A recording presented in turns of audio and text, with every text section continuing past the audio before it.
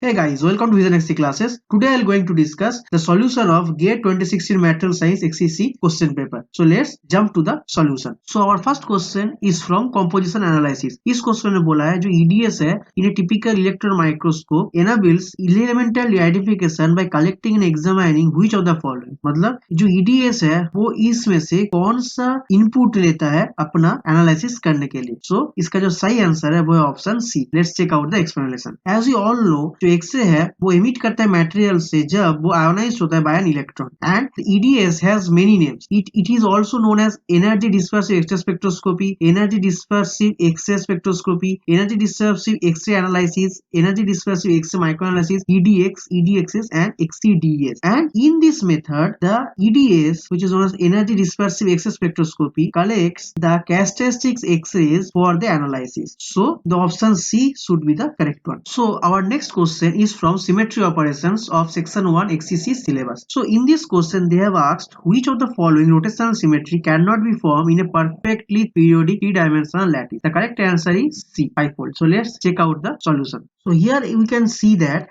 6-fold possible है, 4-fold possible है, 3-fold, 2-fold सब possible है, and the 5-fold cannot be possible because in this kind of axis is 1, 2, 3, 4, 6-fold, the crystal will be very internally arranged in a regular and periodic fashion, and there will be an identical repetition in an unit cell. But if we consider a 5-fold, तो उसमें क्या होता है, बीच में हम लोग का gaps रह जाता है, इसीलिए जो है हम लोग का 5-fold symmetry cannot be possible. So the option C should be the correct one. So our next question is from thermodynamic laws. इस क्वेश्चन में पूछा है that which of the following thermodynamic properties shows a discontinuity during a second order phase transformation. So इसका जो सही answer है वो है option D. So let's check out the explanation. So the example of second order phase transition is glass transition temperature. As we can see that the second derivative of Gibbs free energy is Cp, which is known as heat capacity. And इसमें हम graph में देख रहे हैं कि at that temperature the heat capacity suddenly drops, referring a finite discontinuity. So the option D should be the correct one. So our fourth question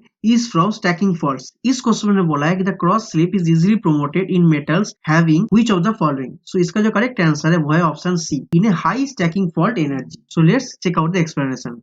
So ये तो हम जानते हैं कि जो width होता है स्टैकिंग फॉल्ट का वो डिपेंड करता है between the balance repulsive force and attractive force. Repulsive force किसके लिए, जब दो पार्शियल डिसलोकेशंस के लिए, एंड एट्रैक्टिव फोर्स किसके लिए, स्टैकिंग फॉल्ट के लिए. सो अभी जो width of the stacking fault है इससे कनेक्टेड है स्टैकिंग फॉल्ट एनर्जी. तो जब the stacking fault energy high होता है तब हम लोग का जो क्रॉस स्लिप है वो बहुत ही इजियर होता है एंड जो मटेरियल है वो डिसलोकेशन ग्लाइड से मूव करता है. लेकिन जब स्टैकिंग फॉल्ट एनर्जी हम लोग का लो होता है तब जो है वो वाइडर स्टैकिंग फॉल्ट को जन्म देता है. जैसे कि यहाँ पे हम लोग का पहले ऐसे था, लेकिन अभी क्या हो रहा है, जितना मेरा लो स्टैकिंग फॉल्ट एनर्जी होता जाएगा उतना ही मेरा प्लानर होता जाएगा एंड जो स्टैकिंग फॉल्ट के बीच का जो गैप है वो वाइड होता जाएगा. जहां पे लो स्टैकिंग फॉल्ट एनर्जी में मेरा ग्लाइड होता है जिसके कारण से स्लिप बहुत ही इजीली हो पाता है. So the option C should be the correct one. So our next question is from Fermi energy of section 3 एक्सीसी सिलेबस. इस क्वेश्चन में बोला है कि for a typical metal at room temperature atmospheric pressure the Fermi energy is defined as the energy level for which the probability of occupancy is which of the following. So इसका जो correct answer है वो option C 0.5. So let's check out the solution.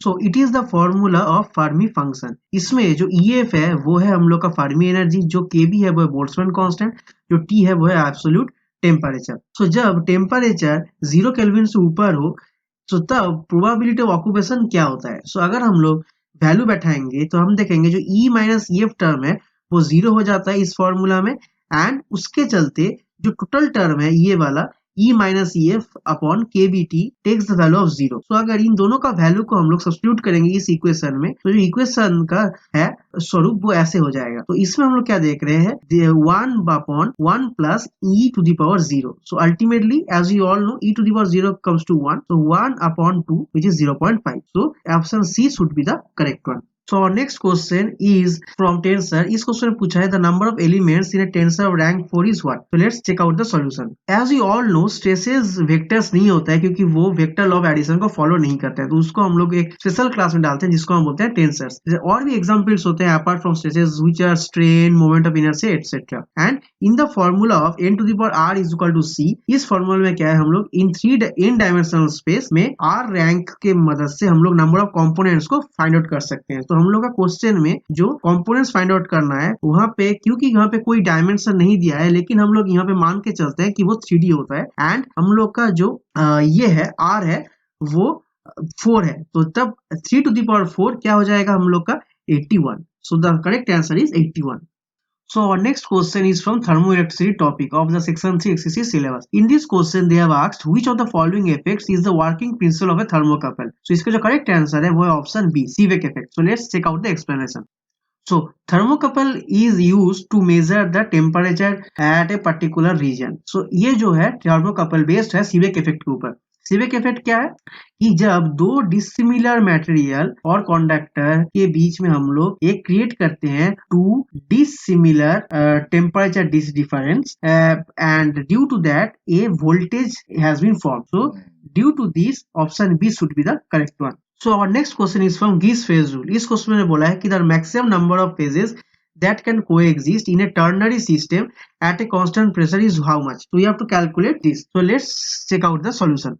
So in this question we have to use the condensed Gibbs phase rule and इसमें जो है हम लोग का 1 लेते हैं हम लोग condensed Gibbs phase rule में, क्योंकि एक जो पैरामीटर जो कि यहाँ पे टेम्परेचर है हम लोग वहाँ पे कांस्टेंट मान लिया है। तो इस condensed Gibbs phase rule में जो F है वो है डिग्री ऑफ फ्रीडम, C है नंबर ऑफ कंपोनेंट्स, P है number of phases and 1 describe the number of variable in case it is the pressure because the temperature is kept constant. तो जब equilibrium होता है तब डिग्री ऑफ फ्रीडम 0 हो जाता है। तो अगर हम लोग 0 बैठाएंगे कॉन्डेंस गिब्स फेज रूल में एंड हम लोग का C क्या है 3, क्योंकि यहाँ पे टर्नरी सिस्टम बोला है तो मतलब 3 यहाँ पे कंपोनेंट होता है। तो after calculating the answer should be 4। So our next question is from optical properties. इस क्वेश्चन में बोला है कि जो defect free single crystal alumina का होता है जिसको हम लोग सैफायर बोलते हैं वो क्या होता है, opaque, transparent, translucent, by opaque and black.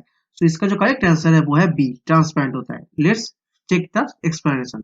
So the single crystal of alumina oxide जिस नोन एज सैफायर Al2O3, उसका स्ट्रक्चर है इस तरह से एंड सैफायर जो है उसका क्रिस्टल स्ट्रक्चर रोम्बोइडल होने के कारण एंड क्योंकि वो एनिसोट्रोपिक है तो वेरिंग डायरेक्शन क्रिस्टल डायरेक्शन में उसका वेरिंग प्रॉपर्टीज होता है, तो इसके कारण से वो ट्रांसपेरेंट होता है। The option B should be the correct one. So our next question is from material processing. In this question, we have to match the following processes according to their obtained products. And so इसका जो answer है वो है option B. So let's check the explanation. So our first process is the mechanical attrition, जिसका और एक नाम है बॉल मिलिंग। ये एक मैकेनिकल मेथड है नैनो पार्टिकल्स को बनाने में। इसमें हम लोग क्या यूज करते हैं, एक बॉल यूज करते हैं एंड वो बॉल क्या करता है, स्टील बॉल ग्राइंड करता है रॉ मटेरियल्स को and after a very long time ये हम लोग को नैनो पार्टिकल्स जिसका साइज होता है 10 to 100 नैनोमीटर हम लोग को मिलता है एंड उसको हम लोग फिल्टर और रिकवरिंग करके जो मशीन से हम लोग उसको ऑब्टेन करते हैं। And our next process is our physical vapour deposition process.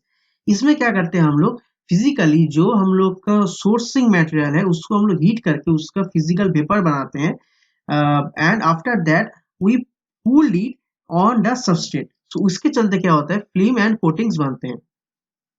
And our third process is injection moulding. Injection moulding में हम लोग क्या करते हैं, प्लास्टिक का पेलेट्स को डालते हैं एंड वो जब हीटिंग के थ्रू मेल्ट कर जाते हैं उसको हम लोग एक मोल्ड के अंदर इंजेक्ट करके हम लोग सॉलिडिफाई करते हैं to produce the final product which is आपका बकेट हो सकता है, टॉयज हो सकता है, many more. And our last method is the sintering. तो सिंटरिंग क्या है, पाउडर मेटलर्जी में यूज होता है। इसमें हम लोग क्या करते हैं, जो कार्बाइड पाउडर्स होते हैं और डिफरेंट टाइप का पाउडर्स होते हैं, स्टील पाउडर्स, कुछ भी पाउडर्स होते हैं, उसको हम लोग क्या करते हैं, हीट करके उसको हम लोग जो मिक्सचर है उसको हम लोग सॉलिडिफाई करके एक फाइनल प्रोडक्ट बनाते हैं। So the option B should be the correct one. So our next question is from XRD of section 4 XCC syllabus. इस क्वेश्चन में क्या बोला है, इन ए डिफ्रैक्शन एक्सपेरिमेंट जो एक्सेस हम लोग ले रहे हैं वो मोनोक्रोमेटिक एंड उसका वेवलेंथ दे है 1.54 एंगस्ट्रॉम एंड ये क्या यूज कर रहे हैं हम लोग, बीसीसी स्ट्रक्चर को एग्जामिन करने के लिए, जिसका लैटिस पैरामीटर दिया है 4.1 एंगस्ट्रॉम। सो हम लोग के इसमें जो फर्स्ट डिफ्रैक्शन पीक है उसका कितना डिग्री में ये आ रहा है उसको हम लोग कैलकुलेट करना है। So let's check out the solution. So according to the Bragg's law n lambda is equal to d sine theta. यहाँ पे एन का वैल्यू हम लोग 1 लिए हैं, जो लैम्डा का वैल्यू क्वेश्चन में दिया है वो है 1.54 एंगस्ट्रॉम एंड लैटिस पैरामीटर का वैल्यू दिया है 4.1 एंगस्ट्रॉम। एंड हम लोग को यहाँ पे बोला है बीसीसी एंड बीसीसी का फर्स्ट पीक। तो बीसीसी का फर्स्ट पीक का जो वैल्यू होता है वो है हम लोग का 110। तो हम लोग क्या कर रहे हैं, जो ब्रैग्स लॉ को हम लोग मॉडिफाई कर रहे हैं in the terms of HKL and after plugging the values which are given in the question we are getting the sin theta value of 0.2655. So after inversing the sign we are getting the degree is of 15.40. So thank you guys, please subscribe to our channel and wait for the part 2 of the solution, and I will upload it will soon in my channel. Thank you.